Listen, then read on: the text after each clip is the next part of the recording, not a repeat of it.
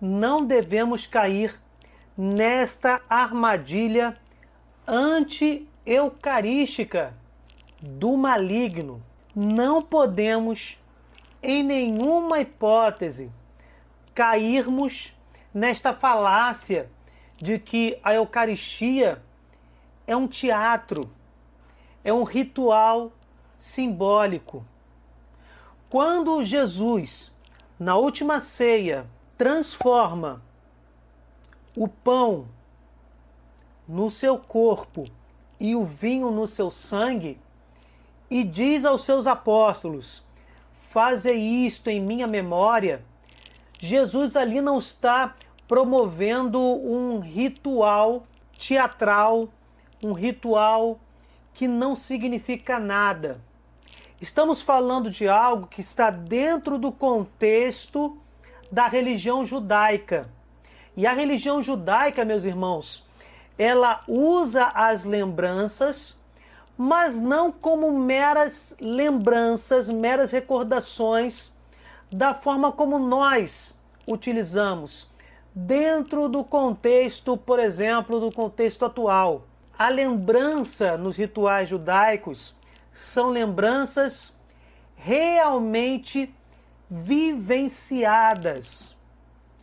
Tanto que temos duas palavras para diferenciar um ritual meramente simbólico, mnemone, de um ritual que significa a vivência de algo que já aconteceu e que por causa deste ritual está novamente acontecendo, está sendo vivenciado, melhor dizendo.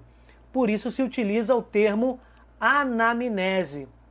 Quando Jesus disse para os apóstolos: fazei isto em minha memória, ele não utilizou mnemone para memória, mas uma outra palavra que também se encaixa na expressão memória: anamnese.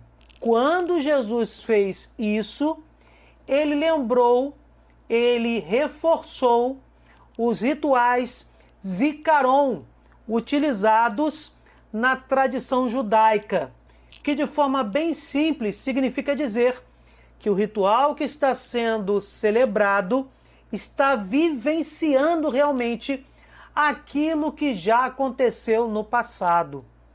É uma lembrança eterna que perpassa o tempo e o espaço e que por isso é uma lembrança realmente vivenciada. Não é uma mera lembrança, como a palavra ocasionalmente, vulgarmente quer indicar.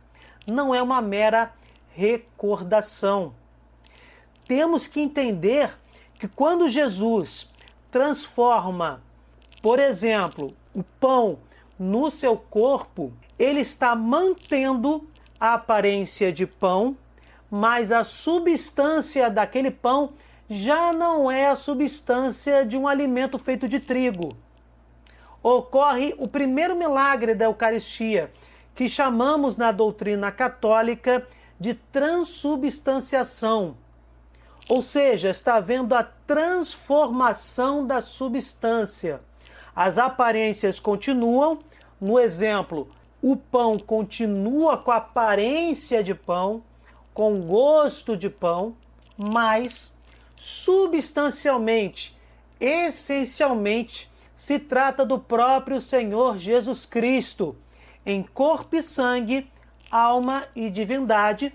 E aí eu completo, porque na última ceia, Jesus também transforma o vinho em seu sangue. Na missa nós temos duas liturgias, a liturgia da palavra e a liturgia eucarística. Na liturgia da palavra, somos alimentados pelo Verbo de Deus através de sua palavra.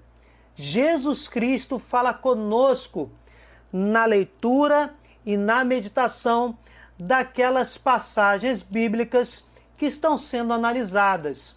Também de uma forma toda especial, também de uma forma milagrosa, nos alimentamos de Jesus, que é o Verbo de Deus encarnado, através de sua palavra.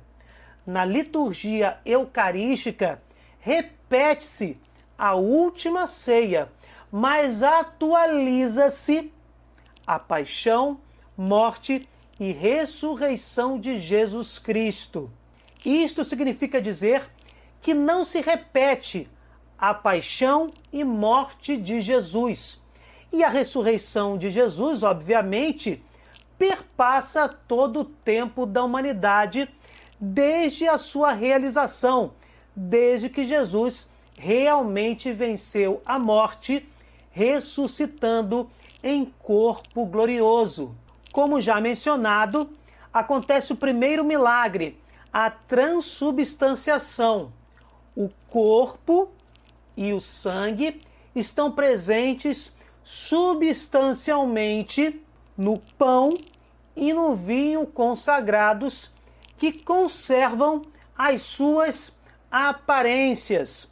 As aparências continuam, mas substancialmente são o próprio Jesus Cristo.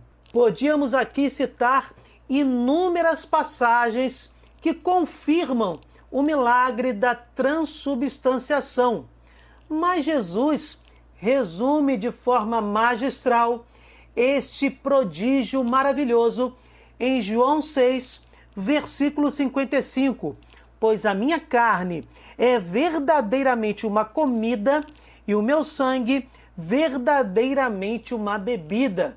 Jesus está nos dizendo, o pão consagrado é verdadeiramente um pão. A aparência está lá, mas é o meu corpo, substancialmente falando. E o vinho consagrado, de forma aparente, é verdadeiramente uma bebida, mas se trata substancialmente do meu próprio sangue. E aí partimos para o segundo milagre.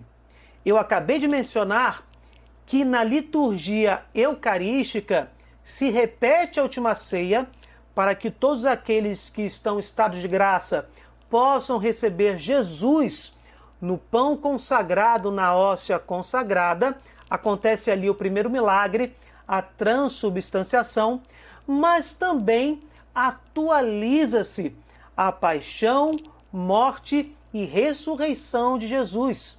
E a ressurreição de Jesus perpassa a história da humanidade desde que ela aconteceu, porque se trata de ressurreição.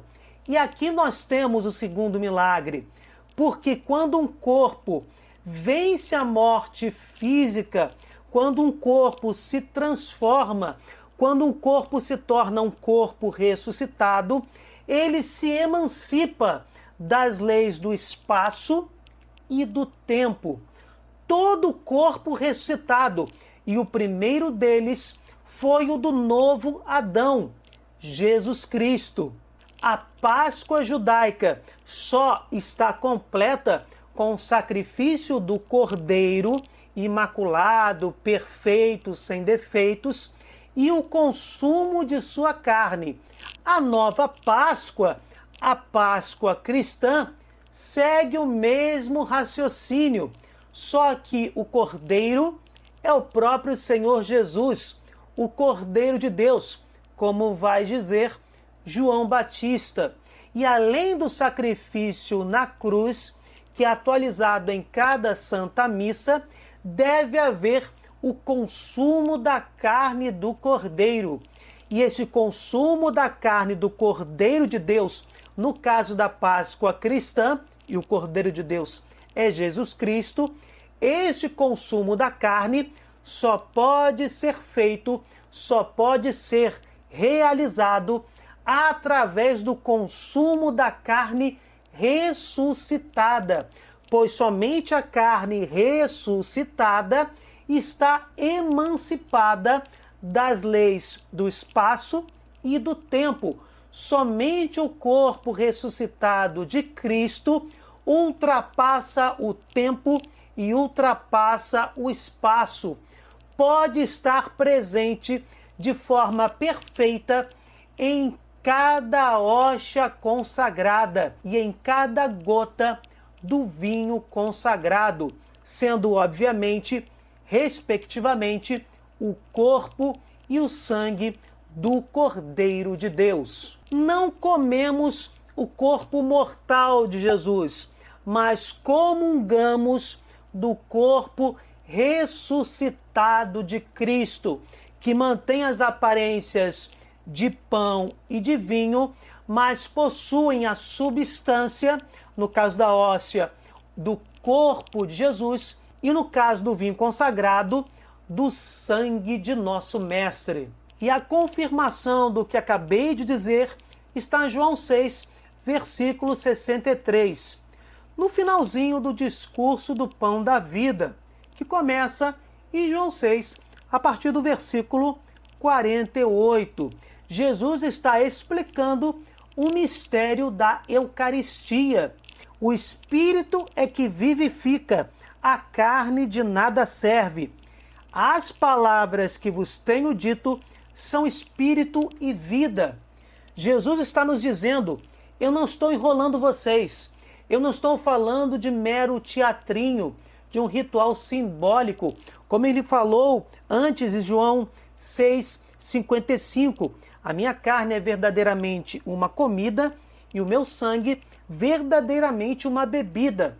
Mas o segredo, meus irmãos, o segredo, meus queridos discípulos, é o Espírito. Vocês não vão consumir a minha carne mortal, mas a minha carne ressuscitada, glorificada ou carne espiritual. Na Bíblia, quando se fala de corpo ressuscitado, também utilizamos a expressão corpo glorioso e a expressão corpo espiritual.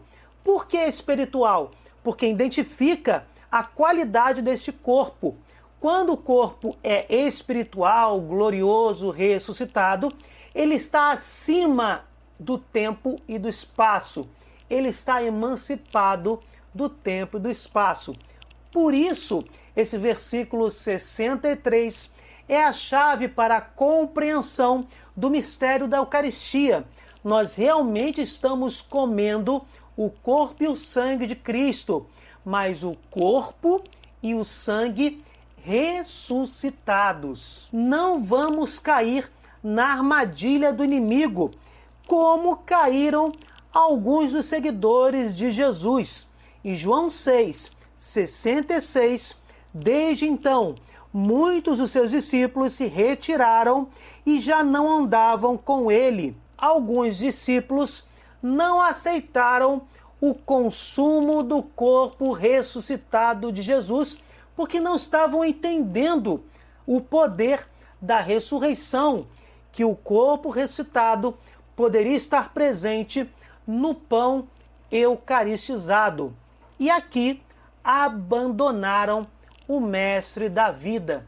Não caiam na mesma armadilha. Muitos cristãos estão afastados do pão do céu, do novo maná, do próprio Senhor que se doa como alimento. Está no Catecismo da Igreja Católica, no parágrafo 1399. As igrejas orientais que não estão em comunhão plena com a Igreja Católica celebram a Eucaristia com grande amor.